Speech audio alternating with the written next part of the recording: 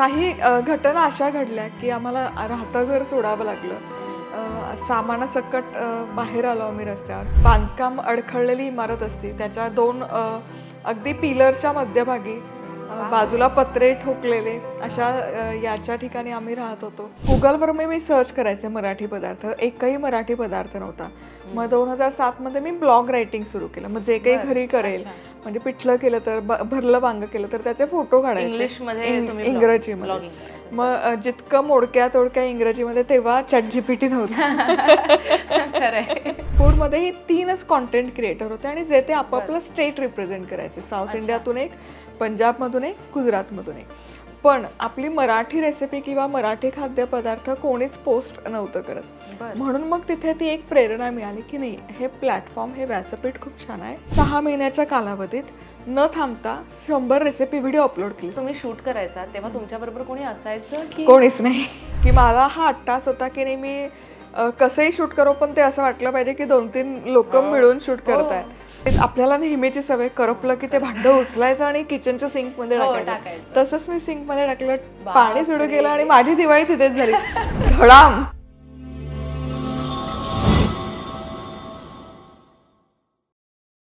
Hi hello नमस्कार. लोकमत सखीमध्ये मी गार्गी तुम्हा सर्वांचं स्वागत करते.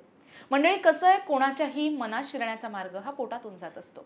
अगदी त्याचप्रमाणे महाराष्ट्रच नाही, भारतच नाही तर परदेशातील अनेक खवय्यांच्या मनात ज्यांचं स्थान आहे आणि विशेष म्हणजे ज्यांच्या पदार्थांची चव प्रत्येक खवय्याच्या जिभेवरती अजूनही रेंगाळते, अशा आपल्या सुप्रसिद्ध फूड ब्लॉगर मधुरा बाचल मॅम आपल्या बरोबर आहेत. मधुराताई, लोकमत सखीमध्ये तुमचं मनपूर्वक स्वागत आहे. मनापासून धन्यवाद. खऱ्या अर्थानं ताई, खूप दिवसापासून तुझ्याशी मला संवाद साधायचा होता, गप्पा मारायच्या होत्या आणि आज तो क्षण आलेला आहे. खूप खूप मस्त वाटतंय. लोकमत सखीतर्फे आणि आमचे जे गिफ्टिंग पार्टनर आहेत ऊर्जा बॅग्स, यांच्यातर्फे एक छोटीशी भेटवस्तू आम्ही तुझ्यासाठी आणली आहे, ती तू स्वीकारावी. तर ऊर्जा बॅग्स यांच्याकडून ही छोटीशी भेट आपण ताईला देऊया. किती गोड, खूप छान. सो तुझ्या आउटफिटला पण मॅच होईल आणि सगळ्यावरती खूप छान वाटेल अशी ही बॅग. आणि महाराष्ट्राच्या संस्कृतीचं एक प्रतीक आहे हे वस्त्र. येस. अत्यंत महत्वाची एक ओळ तू बोलली आहेस, कारण तू सुद्धा महाराष्ट्राची खाद्य संस्कृती घराघरामध्ये पोहोचवत असतेस आणि हे वस्त्र संस्कृती म्हणता येईल. येस, आपण गप्पांना सुरू करूया ताई.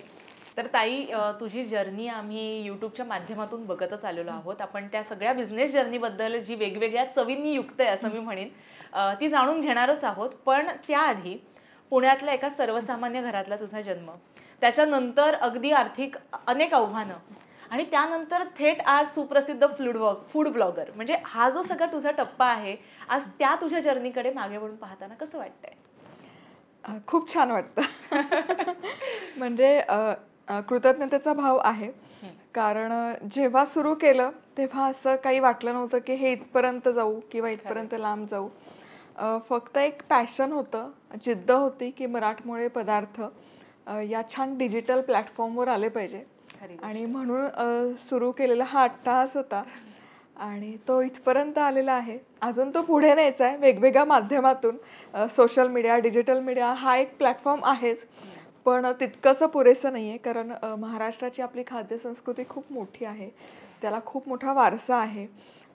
तर तो वारसा एक खाद्यपदार्थांच्या मार्फत तर जाईलच, पण विचारांच्या मार्फत, काही लिखाणाच्या मार्फतही पोचला पाहिजे घरोघरी, असं मनापासून वाटतं. खरंय. आणि तू वेगवेगळ्या क्षेत्रात त्यासाठी कार्यरत पण आहेस.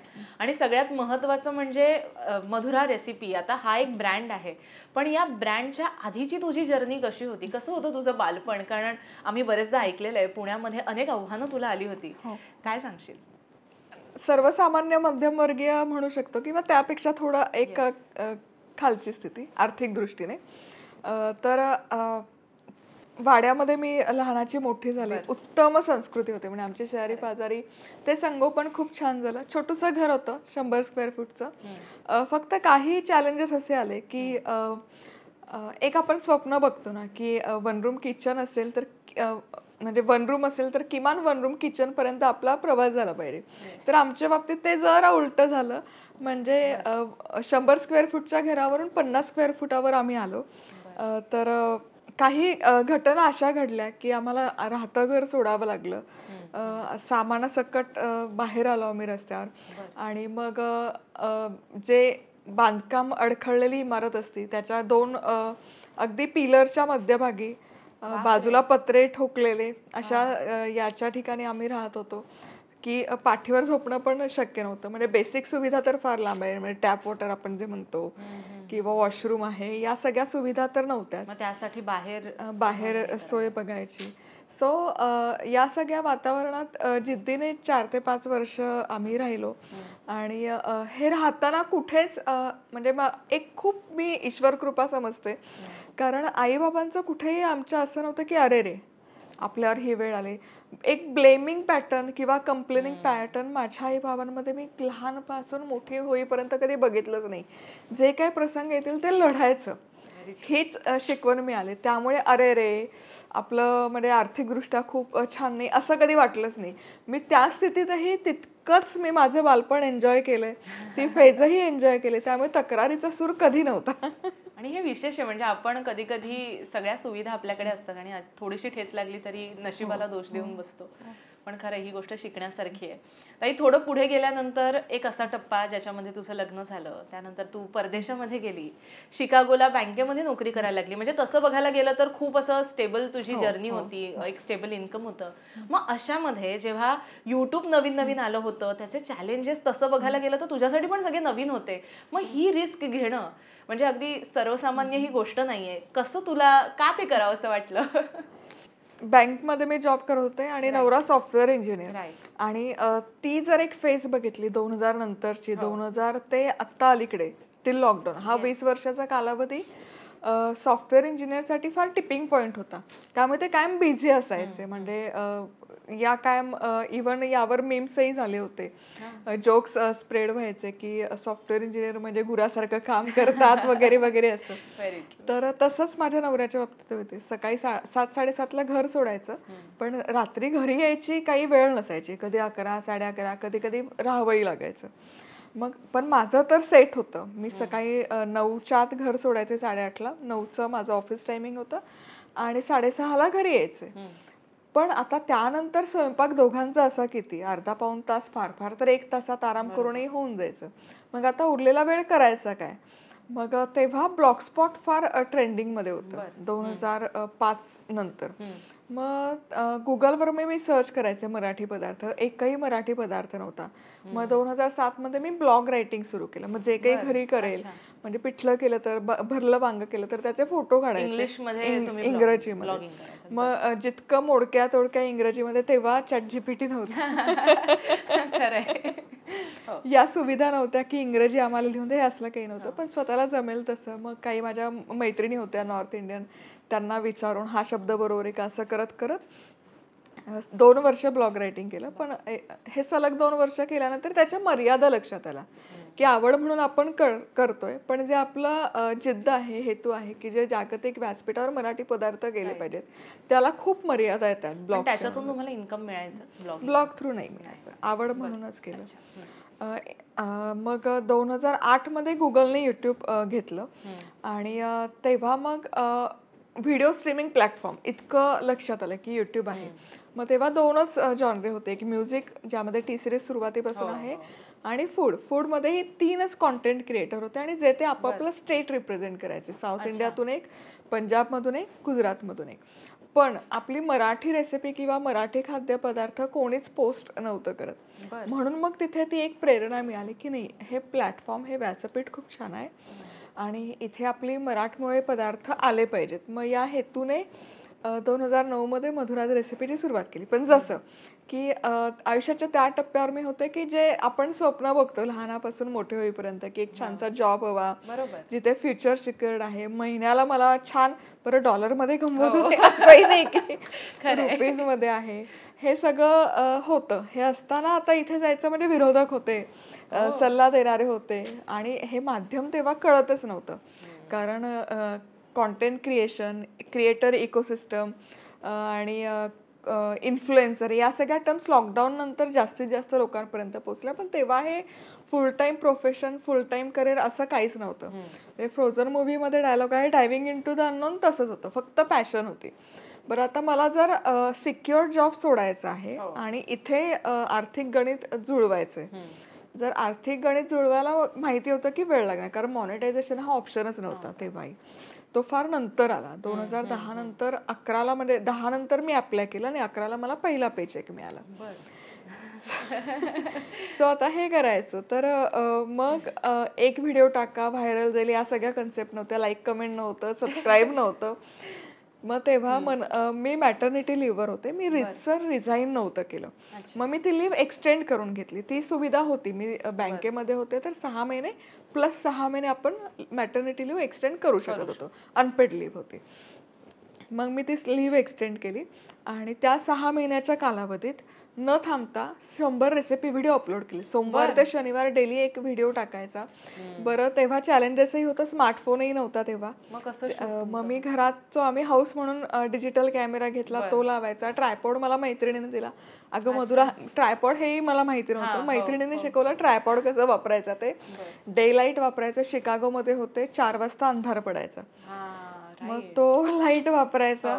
असं मग डेली एक रेसिपी शूट करायची. रात्री मुलगी झोपली की ती एडिट करायची. बरं, तेव्हा साधनं पण काही नव्हती की एडिट कसं करायचं, कॉन्टेंट रायटिंग या सगळ्या माहितीचा स्रोत काही नव्हता. कॅमेरा सेटअप कसा करायचा, आता गुगलवर खूप सारे. तेव्हा जेव्हा तुम्ही शूट करायचा तेव्हा तुमच्या बरोबर कोणी असायचं की? कोणीच नाही.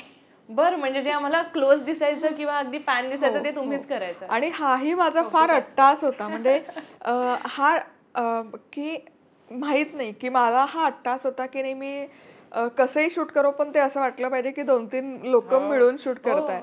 म्हणून मग मी मास्टर सेट करायचे फ्रेम की आता इंट्रोडक्शन मारली, मग आता तेल गरम केलं, मग त्याच्यात मोहरी टाकायची, मग तो तिथे थांबवायचा, मग तो पॅन बॅक टू पॅन करायचा, मग तिथे ती बेसिक प्रोसेस करायची, परत मास्टर लावायचा. असं करत करत रेसिपीज केल्या. मग 6 महिने केल्यानंतर मग नवऱ्याला असं झालं की बापरे, हे काय, हे सोडणार नाहीये. सो मग नवऱ्याला लक्षात आलं, म्हणजे तो सिरियसनेस नवऱ्याच्या लक्षात आला. आणि ही गोष्ट आहे ना, कसं होतं की तुझं माझं करण्यापेक्षा ते एक सर्टन वेळ आपल्यालाही द्यावा लागतो, कारण हे वेडेपणाचंच आहे. तुम्ही डॉलरमधून तिकडे जाताय. त्यामुळे मग 6 महिन्याचा वेळ मला नवऱ्यालाही द्यावा लागला. मग 6 महिने असं मला वेड्यासारखं काम करताना बघून मग नवऱ्याला वाटलं की नाही, हिला हे करायचंच आहे. मग तिथे त्यांनीही ते सिरियसली घेतलं. मग 6 महिन्यानंतर मग आम्ही रितसर मग आमचं डोमेन रजिस्टर केलं, madhurazrecipe.com. ती वेबसाईट नवऱ्याने डिझाईन केली. मग मला पहिला माझा प्रोफेशनल कॅमकॉर्डर, तेव्हा DSLR नव्हता, कॅमकॉर्डर घेऊन दिला. मग तेव्हा ते सारखं मला कॅमेरा ऑन ऑफ करावा लागायचं. मग विथ रिमोटचा कॅमेरा दिला, त्यामुळे अजूनही मला ती सवय रिमोटने कॅमेरा ऑपरेट करायची. आणि असं मग तो एक एक टप्पा, मग कॅमकॉर्डर, मग DSLR, मग टीम, हे सगळं मग पुढे इव्हेंच्युअली होत गेलं. भारी. म्हणजे तुम्ही जो तुमचा वेडेपणा होता, जर त्यात जिद्द असेल तर आज मधुरा रेसिपी सारखं विश्व निर्माण होऊ शकतं, मला असं वाटतं. आणि आता बोलताना तुम्ही तुमच्या पतींचा उल्लेख करून गेलात. मला पण हे जाणून घ्यायचंय की तुमच्या पतीची कशी साथ आहे म्हणजे आतापर्यंत, आणि इव्हन जेव्हा निर्णय तुम्ही सांगितला की मी बँकेचा जॉब सोडते, तेव्हा तुमच्या इतर घरातल्या मेंबरची काय रिॲक्शन होती? कारण खरं म्हणजे हे शॉकिंग आहे की डॉलर्सचा पगाराची नोकरी सोडून काहीतरी असं करणं की ज्याचं बाकीच्यांना नॉलेजही नाहीये. कशी होती ती साथ? मिक्स होतं असं मी सांगेल. फक्त टचवूड एवढंच होतं की हे फिल्डच कोणाला कळायचं. त्यामुळे ओपिनियन द्यायचं काय, मत मांडायचं काय, फक्त ही काहीतरी करते इतकंच लोकांना वाटायचं. आणि आमची थॉट प्रोसेस हीच होती की एक 5 वर्षांचा वेळ द्यायचा, नवीन काहीतरी करतोय तर. त्यामुळे म्हणजे मंगेश आणि आमचं तेच ठरलं होतं की 5 वर्षांचा आपण एक टाइम फ्रेम सेट करू, ते देऊ आणि त्याच्यात आपण कसं पुढे जातोय ते बघूयात. आणि मग मॉनिटरी गेन काहीच नव्हतं, त्यामुळे मग अगदी आम्ही ठाम होतो की नाही, एक समाजकार्य म्हणूनच याकडे बघू. आणि याच हेतूने मग आम्ही म्हणजे डोमेन हे या सगळ्या गोष्टींना कॉस्ट इन्व्हॉल्व असते की डोमेन रजिस्टर करायचं, वेबसाईट बिल्ड करायची, कॅमकॉर्डर, परत माईक आला. मग त्या दृष्टीनेच आम्ही याकडे बघितलं की नाही, सुरुवातीचं म्हणजे एक 5 वर्षांचं टाइम फ्रेम द्यायची आणि एक समाजकार्य म्हणून बघूयात की तुझं हे आवड आहे, जिद्द आहे आणि ते लोकांपर्यंत पोचवायचं आणि तसंच आम्ही ते बघितलं आणि तसंच ते चालू ठेवलं. खरंय, म्हणजे कधी कधी असं म्हणतात ना की कर्म करा, फळाची अपेक्षा बघू नका, आणि योग्य वेळ आल्यावर ईश्वर ती तथास्तु म्हणत असतं. आणि मला असं वाटतं हे जिवंत उदाहरण आहे. आणि आजही म्हणजे आज आपण पॉडकास्टसाठी भेटतोय तेव्हा सुद्धा तुझे पती तुझ्या बरोबर आहे, तुझी फॅमिली आहे, आणि हेच मला असं वाटतं तुझं सगळ्यात मोठं धन आहे. आता ताई, जसं म्हणायचं आपण म्हणतो की प्रत्येक गोष्ट आपल्या आयुष्यात जी पहिल्यांदा घडते ती खूप जास्त स्पेशल असते. तसा तुला तो पहिला एपिसोड आठवतोय का, जो तू शूट केला होतास, पहिली ती रेसिपी? काय होता तो अनुभव? भरलं वांग शूट केली होती. बरं. हा. आणि तेव्हा भारतामध्ये इंटरनेट नव्हतं, 2G पण हार्डली होतं. त्यामुळे हे कॉन्टेंट कन्झ्युम व्हायचं ते भारताबाहेर, म्हणजे अमराठी भाषिक किंवा असं ज्यांना इंग्रजी हिंदी भाषा कळतात असं. त्यामुळे मराठी पदार्थ शिकवायचे तर भाषेचं माध्यम इंग्रजी होते. माझं शिक्षण झालंय मराठी माध्यमातून. आता जेव्हा आपण कुठलंही क्षेत्र निवडतो, मग काही असो, ते गणित असो, त्याची एक स्वतःची शब्दसंग्रह असतो. तसंच स्वयंपाक आहे की त्याचं भाषेचं माध्यम कुठलंही असो, मराठी असो, हिंदी असो, इंग्रजी असो, त्याचा एक शब्दसंग्रह असतो. तर तो शब्दसंग्रह शिकणं, ते जुळवून घेणं, त्याचे ते वाक्य फ्रेम करणं, हे माझ्यासाठी खूप चॅलेंजिंग होतं. आणि म्हणजे हिंग किती छान आपण सहज बोलून जातो, पण ते इंग्रजीमध्ये ते बोलायचं म्हणजे माझी बोबडी वळायची सुरुवातीला, ॲसोफिटिडा.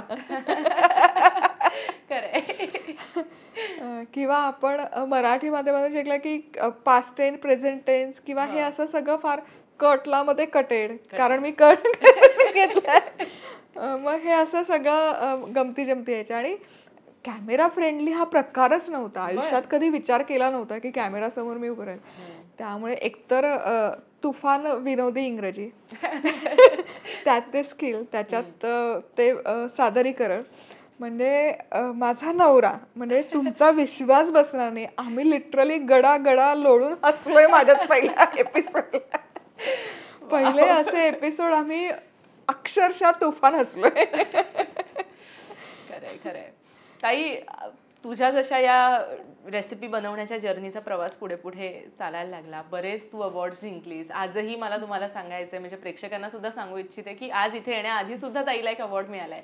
ही खरंच म्हणजे तुझ्या कामाची पोचपावती आहे. थोडासा एक पुढे गेल्यानंतर तुझ्या आयुष्यामध्ये एक टप्पा आला, 2017 साल, जेव्हा मधुरा मसाले महाराष्ट्राची अस्सल चव घेऊन घराघरामध्ये पोहोचले. काय ती जर्नी होती? का मधुरा मसाले सुरू करावं असं वाटलं? फार क्रेझी जर्नी होती. मसाल्यांच्या आधी मी पुस्तकांचं सांगेन. सो आम्ही आता एवढे वर्ष सलग करते, तर मला असं आलं की नाही आता, कारण काय होतं की अल्गोरिदमचे स्वतःचे काहीतरी चॅलेंजेस असतात. त्यामुळे मला असं वाटलं की आपले पारंपरिक पदार्थ खूप आहेत, ते आपण डॉक्युमेंट करूयात. म्हणून पहिलं पुस्तक लिहून झालं आणि ते प्रकाशित करण्यासाठी मी प्रकाशकांकडे गेले. तर कुठलाच प्रकाशक पुस्तक प्रकाशित करायला तयार नव्हते, कारण हेच होतं की आता डिजिटल प्लॅटफॉर्म यायला लागलेत आणि सगळे डिजिटली रेसिपी बघतात, त्यामुळे पुस्तक कोणी विकत नाही घेत. मग असं खूप ठिकाणी आम्हाला रिजेक्शन आलं. मग शेवटी आम्ही म्हणलं की चला आपलं आपण पुस्तक लिहूयात आणि पब्लिश करूयात. आणि इतका तो छान अनुभव आहे. म्हणजे आम्ही पहिलं पुस्तक प्रकाशित केलं, ते ॲमेझॉनवर बेस्ट सेलर सलग 1 महिना होतं. आणि ज्या दिवशी आम्ही प्रकाशित केलं त्या दिवशी आम्हाला डिस्ट्रीब्युटरचे कॉल यायला लागले की तुमचं कॉपी आम्हाला पाठवा. मग हा एक छान अनुभव गाठीशी होता. 2017 मध्ये हैदराबादमध्ये आम्ही एक यूट्यूबच्याच गुगलच्याच इव्हेंटसाठी होतो, वर्कशॉपसाठी. आणि राऊंड टेबल होता, तिथे बरेच टेलिव्हिजनचे नामवंत शेफ आले होते. आणि असंच कॅज्युअल आमचं चर्चा सुरू होता, तेव्हा ते सांगत होते की ते आहे, म्हणजे तुम्हाला आम्ही दिसतो टेलिव्हिजनवर, पण आम्ही कसं बिझनेस स्वतःचा बिल्ड केलाय, ब्रँड बिल्ड केलाय आणि ते मेनली एक्सपोर्ट करायचे. त्यांचं ते म्हणे की माझं इंडियापेक्षा माझं जास्त प्रॉडक्ट एक्सपोर्ट होतात, ऑस्ट्रेलिया, अमेरिका, इकडे तिकडे. सो मग तिथे ती आयडिया क्लिक झाली की जर टेलिव्हिजन सेलिब्रिटीज हे करू शकतात, तर डिजिटल कॉन्टेंट क्रिएटर का नाही. तर आनंद ढोपळे म्हणून ते आमचे बिझनेस पार्टनर आहेत. सो आम्ही तिथे एकत्र होतो. मग ती आयडिया त्यांना क्लिक झाली की असं असं आपण करू. निघताना ते मला फक्त बोलले आपण असं करू शकतो. मला असं काही ठीक आहे म्हणलं, हे असंच कॅज्युअली बोलून गेले असतील. आणि मग आम्ही आलो, ते तिकडे बिझी झाले, मी कामात. आणि 3 महिन्यानंतर मला कॉल आला की आपण करूयात आपलं स्वतःचं प्रॉडक्ट. काय करायचं त्यांनी ठरवलं, पण फंड्स अप्रूव्ह झालेत. अच्छा. डायरेक्ट म्हणजे असं ठरलं नव्हतं काय काहीच करायचं. ठरलं नव्हतं. बरं. मग आता म्हणलं की करायचं तर आहे, पण मग मी फार फर्म होते की मला जर करायचं तर इतका वर्षांचा माझा प्रवास आहे, तर त्याच्याच निगडीतच काहीतरी करायचं. म्हणून मग मसाले. आता मग मसाले करतानाही मला कुठेच स्पर्धेमध्ये उतरायचं नव्हतं. तर जे मी माझ्या रोजच्या रेसिपीजमध्ये वापरते, जसं की काळा मसाला आहे, गोडा मसाला आहे, बॅडगी मिरची आहे, कांदा लसूण मसाला आहे, हे प्रपोजल मी दिलं की आपण हे करूयात. पण हे मसाले कोणाला माहीतच नव्हते हे डिस्कस करताना. सो ते लोक फार नाराज होते. काय म्हणे पावभाजी मसाला करायचा, किचन किंग मसाला, हे मसाले कसे विकणारच कसे तू, लोकांना माहिती नाही, कन्व्हिन्स करणार. तर आमची जी मार्केटिंग टीम आहे ती म्हणे ते फार नाराज झाले, पण कसं बसं कन्व्हिन्स केलं त्यांना. आणि नाही म्हणे, मग त्यांचं एस्टिमेट असं आलं की पहिले 500 पॅकेट तुम्ही 6 महिन्याचा कालावधी गेल्यावर तुम्ही विकाल. असं सगळं झालं. मग हो नाही करत कन्व्हिन्स करून आपले मराठमोळे मसाले चालले, म्हणून महाराष्ट्राची अस्सल चव. कारण त्यावेळेलाही तितकेसे उपलब्ध नव्हते डिजिटल प्लॅटफॉर्मवर. ब्रँड्स आहेत आपल्याकडे भरपूर मराठी मसाल्यांमध्ये, पण डिजिटल ई कॉमर्समध्ये तितकेसे नव्हते. म्हणून मग हेच मसाले घेऊन आम्ही आलो. आणि तुमचा विश्वास नाही बसणार, ज्या दिवशी आम्ही लॉन्च केले सेम डे 1,500 पॅकेट आमचे सेल झाले होते आणि आम्ही आउट ऑफ स्टॉक होतो. कसलं भारी. म्हणजे बरेचदा अशा अनप्लॅन्ड आणि खूप चॅलेंजेस आलेल्या गोष्टी पुढे खूप सक्सेसफुल होत असतात. आणि खरं आहे, म्हणजे असा जमाना जेव्हा व्हिडिओ आणि या सगळ्या गोष्टीचं ॲडिक्शन आहे, त्याच्यामध्ये पण पुस्तकं बेस्टसेलर जाणं हा पण एक वेगळाच विजय मला असं वाटतं. म्हणजे आज आपल्या घरातल्या अनेक गृहिणी आहेत, आपल्या आज्या आहेत, की आजही त्यांना तो फील घेऊन ते पुस्तक पलटणं, ते वाचणं आणि त्याच्या प्रेमात असतात त्या. आणि खऱ्या अर्थानं मला असं वाटतं की या गोष्टीचा खूप फायदा झालाय तुम्हाला. आता थोडंसं पुढे जाऊन वेगवेगळ्या तुम्ही पदार्थ बनवले असतील, तर असा कुठला तरी प्रसंग तुम्हाला आठवत आहे का, की एखादा पदार्थ तुम्ही बनवलाय आणि तो फसलाय आणि खूप म्हणजे हशा पिकलाय, असा काही प्रसंग तुमच्या लक्षात आहे का? असे खूप आहेत. असे खूप आहेत आणि अशा घटना अजूनही घडतात. सो त्यात असं काही वावगं नाही, कारण चुकता तेव्हाच तुम्ही ते शिकता.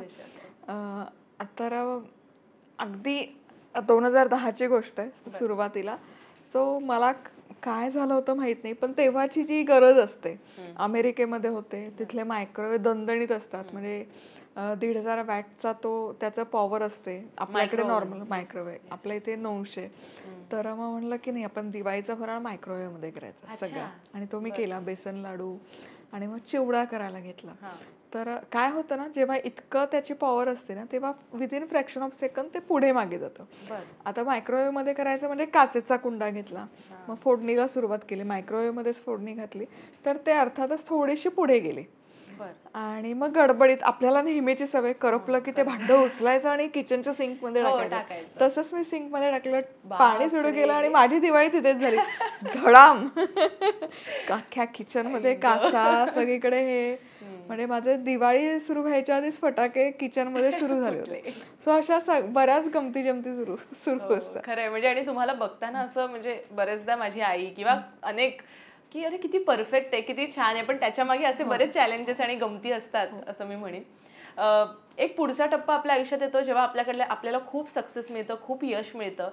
यश मिळवणं बरेचदा सोपं असतं, पण ते टिकवणं आणि कुठल्याही प्रकारे त्याचा काय म्हणतो ना, डोक्यामध्ये ती हवा जाणं, एक आपण जी फ्रेज मराठीमध्ये वापरतो, ती न जाता एक छान आदर्श म्हणून समाजामध्ये वावरणं हे खरंच खूप कठीण आहे. आणि तुम्ही अत्यंत म्हणजे जिकरीनं ते सगळं सांभाळतायत. पण आत्ता जे नवोदित युट्यूबर्स आहेत किंवा फूड ब्लॉगिंग या क्षेत्रात ज्यांना यायचं आहे, त्यांना तुम्ही काय संदेश द्याल? कसं तुमचं यश टिकून ठेवता येईल? मला असं वाटतं ना की यशाला मर्यादा नसतात, पहिली गोष्ट. त्यामुळे ते मान्यवर आहे, मी अजूनही मानत नाही. कारण मराठी खाद्य संस्कृतीचा हा मेरू आहे, हा खूप मोठा आहे. आणि त्याला मी तितकीशी पुरेसे नाही याचं सुरुवातीपासून मला जाणीव आहे. त्यामुळे मग लॉकडाऊन, स्पेसिफिकली लॉकडाऊन नंतर महाराष्ट्रातल्या वेगवेगळ्या भागातून आपल्या बहिणी येत आहेत, त्या जॉईन झाला. स्वराज आर्ट आहे, धीरज किचन आहे, ते विदर्भाची खाद्य संस्कृती रिप्रेझेंट करतात. नलिनी ताई आहे, त्या इतक्या ताकदीने कोळी खाद्य संस्कृती, आपली आजी आहे. तर हे खूप छान वाटतं. म्हणजे हे सगळ्यांनी मिळून मालवणी कट्टा आहे, रेड सॉइल स्टोरीज आहेत. तर हे सगळे आपापल्या भागातली खाद्यसंस्कृती लोकांपर्यंत पोहोचवतात. आता हा एक भाग झाला की सोशल मीडियाच्या माध्यमातून हे सगळं लोकांपर्यंत पोहोचतंय. आता हे महाराष्ट्रातलं झालं. पण लॉकडाऊन नंतर हाही एक बदल बघायला मिळाला की युअर फूड लॅब आहे. आधी ते नव्हतं. की आता युअर फूड लॅबवाला पण संजोत कीर पण चूल मांडतोय, त्याच्यावर मालवणी चिकन करतोय आणि इतकं अप्रतिम त्याचं सादरीकरण करतोय. रणवीर ब्रार आहेत ते करतात. सो हे खूप छान वाटतं कारण मराठी भाषिकाने मराठी रेसिपी टाकली मराठी भाषेत तर ती फक्त महाराष्ट्रापर्यंत सीमित राहते. पण जेव्हा कोणीही अमराठी भाषिक आहेत त्यांनी तो जर पदार्थ केला तर तो अजून पुढे जातो आणि मगच ते इडली डोश्यासारखे आपले मराठमोळे पदार्थ घरोघरी जातील. सो हे कुठे ना कुठे आता हालचाल दिसायला लागली असं मी समजेल. पण हां, की हा एक पैलू आहे की समाज माध्यम, डिजिटल मीडिया हे सगळं. पण असे अनेक पैलू आहे की भारतीय खाद्यसंस्कृती, मराठी खाद्यसंस्कृती, त्याचा इतिहास, अनेक आपले ग्रंथ आहेत, संत साहित्य आहेत, त्यामध्ये आपल्या पदार्थांचा उल्लेख जसाच्या तसा आहे. मग याचं डॉक्युमेंटेशन करणं, हे लोकांपर्यंत पोहोचवणं, हे सगळ्यात जास्त जबाबदारीचं काम आहे असं मला वाटतं. त्यामुळे असं वाटतं की कुठलंही क्षेत्र तुम्ही निवडा, कुकिंग असेल, लाईफस्टाईल असेल, मेकअप असेल, ब्युटी असेल, तर याला मर्यादा काहीच नाही आहेत.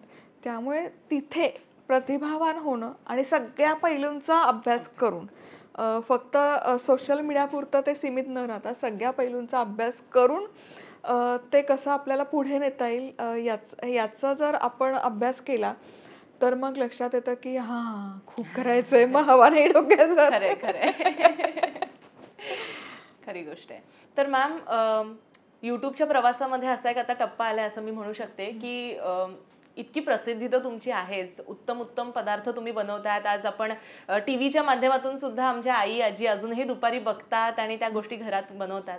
मग आता पुस्तकं झाली, मसाले झाले, पुढे मधुरा बाचाल यांचा असा काही म्हणजे हेतू आहे का की आपण काहीतरी अपकमिंग पिढीला क्लासेस घ्यावे किंवा त्यांच्यासाठी काहीतरी अशा प्रकारचे कोर्सेस सुरू करावे? आहे, पाईपलाईन मध्ये आहे.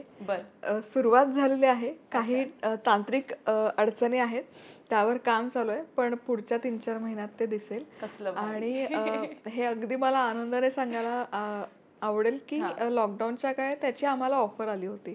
बरेच जे अनअकॅडमी आहे, आधी ग्राफी होतं की तुम्ही तुमचे कोर्सेस इथे पोस्ट करा. पण आम्ही फार फर्म होतो की नाही, आम्ही आमचा प्लॅटफॉर्म सुरू करणार आणि आमच्या प्लॅटफॉर्म थ्रूच ते लोकांपर्यंत पोहोचवणार.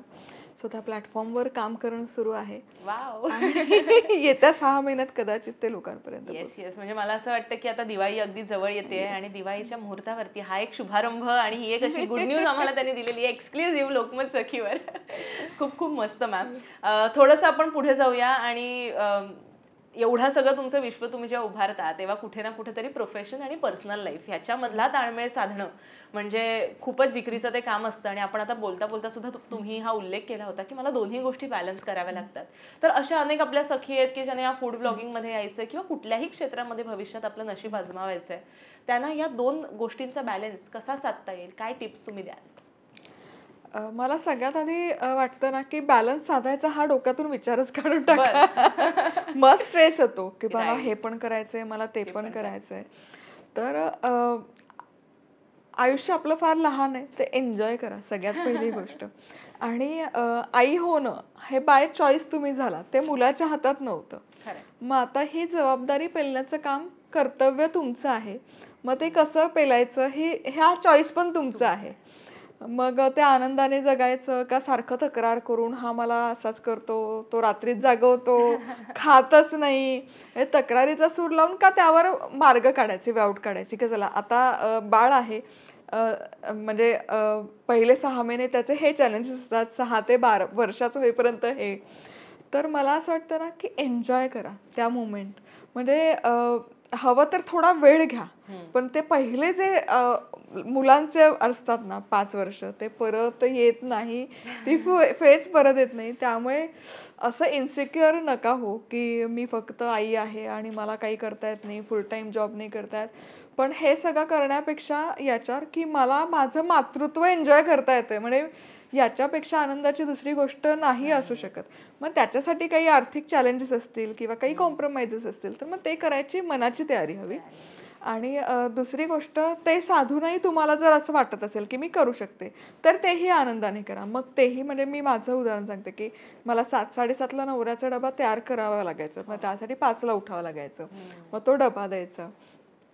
नवऱ्याचा डबा दिला की मनस्वीचं करायचं, तिचं खाऊ पिऊ. बरं, तिला आम्ही बाहेर राहायचो त्यामुळे स्ट्रेंजर्स अँक्झायटी होती. म्हणजे ती भोकाडच पसरायची. म्हणजे लिफ्टमध्ये आम्ही दोघं तिघं एकत्र असताना जर थर्ड पर्सन आला त्याने बघितलं नाही तरी ती रडायची. मग आता हे घालवायचं तर तिला 4 लोकात नेणं मला भाग होतं. मग तिला 9 ते 12 तिथे अर्ली चाइल्डहुड 3 वर्षाच्या मुलांसाठी ते स्पेसिफिकली प्रोग्राम डिझाईन असतात. मग तिला भरपूर लोकांमध्ये मी घेऊन जायचे. मग 12पर्यंतचा वेळ तिच्यासोबत बाहेर जायचा. मग तिला आणायचं, परत तिचं खाणं पिणं. मग ती झोपली की मग माझं शूट सुरू व्हायचं. तर हे सगळं चॅलेंजिंग असतं. मी असं अजिबात म्हणणार नाही की हे सोपं आहे. हे करणं आणि हे करणं. शारीरिक श्रम लागतात कॉन्टेंट क्रिएशनला, मानसिक श्रम लागतात, शारीरिक श्रम लागतात. पण तुम्हाला जर आवड असेल ना तर हे डिफरन्सिएशन होतच नाही. तुमचा कायम फोकस मग आहे ना हे बॅलन्स न करता हे आपण करू शकतो याच्यावर जास्त राहतो. मी हेही एन्जॉय करणार आणि मी हेही एन्जॉय करणार असं राहतं. त्यामुळे म्हणजे मला समहाऊ असं वाटतं की अननेसेसरी आपण ना बर्डन टाकलंय आयांवर की वर्क लाईफ बॅलन्स आणि हे ते. तर असं वाटतं की एन्जॉय करा. आणि कदाचित कुठे ना कुठे हे आजकाल समाज माध्यमावर हे टॉक्सिक आहे, हे रेड फ्लॅग आहे, हे ग्रीन फ्लॅग आहे, इतकं विचित्र कॅटेगरायझेशन झालं आहे. आयुष्याच्या प्रत्येक टप्प्यामध्ये आपल्याला ती फेज, आणि हे ऑनगोईंग असतं, हे कुठे थांबत नाही. मुलांचे सुरुवातीचे फेजेस आहेत, नंतरचे आहे, मधले आहेत, मग कुमार अवस्थेतले. सो हे सगळे असतात. सो हे सगळं समजून त्यावर मार्ग काढणं गरजेचं आहे. Very true. आणि तुम्ही खूप सुंदर गोष्ट बोललात की या सगळ्या सोशल मीडियाच्या माध्यमातून आणि मी म्हणेन की व्हॉट्सअप युनिव्हर्सिटीच्या नादामध्ये आपण आपलं आयुष्य कधी कधी हरवून जातो आणि चुकीच्या गोष्टी डोक्यामध्ये येऊन आपण खूप आपल्या आयुष्याला कॉम्प्लिकेटेड करून टाकतो. आयुष्य खूप सुंदर आहे. आणि काय होतं ना, लेख जरी आले तरी ते त्याच्या वैयक्तिक अनुभवावरून सर्क्युलेट झालेले असतात. ते चुकीचं आहे असं नाही, पण ते आपण सर्वमान्य नाही करू शकत. बरोबर आहे. व्यक्ती परत्वे सगळ्या गोष्टी बदलत असतात, अनुभव बदलत असतात. खरंय खरंय. आता दिवाळी अगदी तोंडावर आली आहे आणि आता दिवाळी म्हटलं आणि माझ्याबरोबर मधुराताई आहे, सगळ्यांना हाच प्रश्न असणार की आता फराळ आम्हाला बनवायचा आहे. काही अशा फराळामधल्या अगदी क्विक तुला टिप्स द्यायच्या असतील की बाबा त्याच्याने फराळामधल्या ज्या चुका होतात त्या होणार नाहीत, तर काय तू देशील? निगुतीने करा. अच्छा. सगळ्यात पहिले घाई गडबडीत करायची ही गोष्ट नाही. फराळ ही अशी गोष्ट आहे ना दिवाळीचा की त्याला वेळ द्यावा लागतो. असं ऑन द गो नाही होणारी गोष्ट. त्याला नियोजन लागतं, त्याला वेळ द्यावा लागतो, त्याला प्लॅनिंग लागतं, पूर्वतयारी लागते. तर हे सगळं लक्षात ठेवून ते करा. ते करायचं का नाही हाही विचार करा. कारण आता आजकाल गृहिणी असो, गृहिणींचे पण चॅलेंजेस वेगळे आहेत, ऑन अनादर लेवल आहे. आणि वर्किंग असाल तर त्यांचेही चॅलेंजेस ऑन अनादर लेवल आहे. त्यामुळे कुठलाच गिल्ट नका मानू की जर फराळ करायला वेळ नसेल मिळत काही कारणास्तव, तर पहिली गोष्ट गिल्ट नका म्हणू. आनंदाने दिवाळी साजरी करा. दुसरी गोष्ट, करायचंच असेल तर वास्तववादी राहा की मला करायचं आहे, आनंद आहे. चला, फराळाचे 7 पदार्थ आहेत, 3 तरी मी करू शकते. बेसन लाडू आहे, बेसिक शंकरपाळी आहे, चकली चिवडा हे करू शकते. पण त्याचंही नियोजन लागतं. आणखी पुढची गोष्ट म्हणजे ओव्हर कॉन्फिडन्समध्ये नका जाऊ. म्हणजे आता कितीही तुम्ही सुगरण असाल, पण शंकरपाळी जर तळायला घेत असाल तर एक छोटूसा तुकडा तेलात टाकून बघा, तो नीट तळला जातोय ना, तो विरघळत नाही ना, तो सुटत नाही ना. कारण एवढी मोठं बॅच टाकून ते अख्खं तेलात सुटण्यापेक्षा आधीच एक टेस्ट केलेली कधीही चांगलं. मग ती शंकरपाळी असो, चकली असो किंवा करंजी असो, पुडाची करंजी असो, की एक छोटीशी टेस्ट घ्या. तेलात ते विरघळत नाही ना, नाही विरघळलं की मग बिनधास्त सुरू करा. खरंय खरंय. आणि चकल्यांच्या बाबतीत खूप मोठा प्रश्न असतो, त्या कुरकुरीत होत नाहीत, कधीतरी त्या मोडतात, कधीतरी त्या सुटतात तेलामध्ये. एखादी टिप त्यासाठी सुद्धा? चकली तळताना तेल मोठ्या आचेवर गरम करायचं, पण तळताना ते मंद आचेवर करायचं आणि किमान एक बाजू 2-3 मिनिटं तरी तळली गेली पाहिजे. आता चकली छान तळली गेली कसं ओळखायचं की ती तेलाच्या बुडाशी जायला सुरुवात होते. म्हणजे ते तळतो तेव्हा तरंगते, पण ती आतपर्यंत जेव्हा तळली जाते तेव्हा ती खाली सिंक व्हायला सुरुवात होते. दुसरी गोष्ट, चकलीचं पीठ सैल नको. खूप पाण्याचा अंश त्याच्यामध्ये असेल तर ते तेल खूप पिते आणि दुसरी गोष्ट त्याला काटे हवेतच येत नाही, त्यामुळे थोडंसं घट्टसर थोडे चकली Right. पाडायला कष्ट पडतात. पण जितकं छान पीठ झालं असेल ना एकसारखं मळलेलं आणि कमी पाणी, तर चकली तेलही कमी पिते आणि पटकन तळली पण जाते. आणि ही खूप एक एरवी तेरवी फॉलो करणं हे शक्य नाहीये. Right. पण दिवाळी फराळाच्या वेळेस मी हे एक आवर्जून सांगते की भरती ओहोटीचा आपल्या खाद्य पदार्थांवर इम्पॅक्ट होतो, आपल्या शरीरावरही होतो आणि आपण काय शिजवतोय अन्न त्याच्यावरही होतो. हे आता वैज्ञानिक दृष्ट्या म्हणजे पिढ्यानपिढ्या हे कोकणात जर कोस्टल रिजनला कोणी राहत असेल अजूनही फॉलो होतं. हे फॉलो करतो. तर एरवी तेरवी नाही शक्य होणार, पण किमान दिवाळीच्या वेळेस जेव्हा आपण एवढा घाट घालतो, जर तेव्हा या फॉलो केला म्हणजे भरतीच्या वेळेच्या आधी 3 तास जर पदार्थ तळायला घेतलं तर हायड्रोफॉलिक फोर्सेस म्हणजे जलतत्व खूप कार्यरत असतं त्यावेळेला.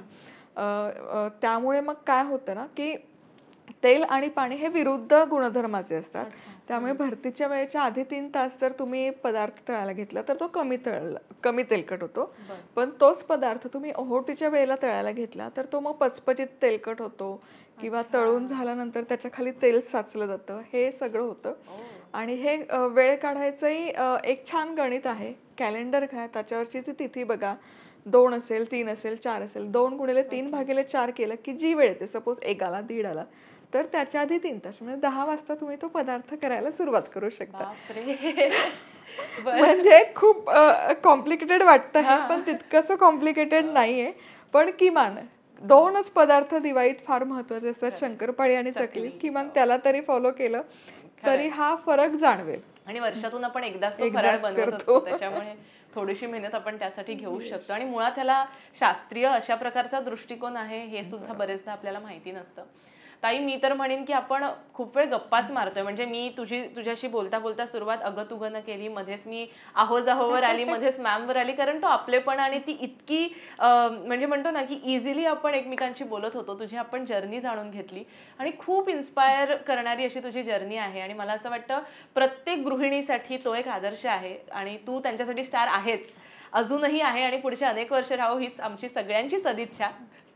आणि मंडळी, मधुराताईचा हा आपण एपिसोड बघितला. तुम्हाला तो कसा वाटला आम्हाला नक्कीच सांगा. काही प्रश्न असतील तर ते मेन्शन करा, त्याची उत्तरं आम्ही देऊ. आणि लोकमत सखीला फॉलो, सबस्क्राईब करायला विसरू नका.